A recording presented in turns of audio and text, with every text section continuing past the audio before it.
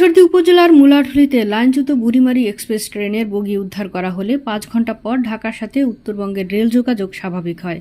পশ্চিমাঞ্চল পাকশি বিভাগীয় রেলওয়ে ব্যবস্থাপক শাহসুফি নূর মোহাম্মদ এই তথ্য নিশ্চিত করেছেন। তিনি বলেন, দুর্ঘটনার পর ঈশ্বরদী থেকে রিলিফ ট্রেন এসে উদ্ধার কাজ শুরু করে।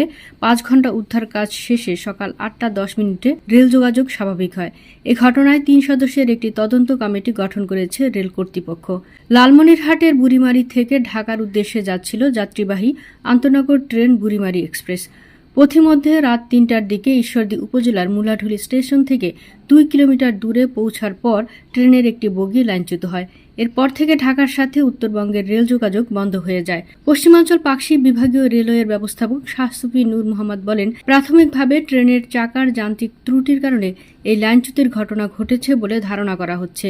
এ ঘটনায় পাকশি পশ্চিমাঞ্চল বিভাগীয় পরিবহন কর্মকর্তা আনোয়ার হোসেনকে প্রধান করে ৩ সদস্যের একটি তদন্ত কমিটি গঠন করা হয়েছে। কমিটিকে আগামী ৩ দিনের মধ্যে প্রতিবেদন দিতে নির্দেশ দেওয়া হয়েছে।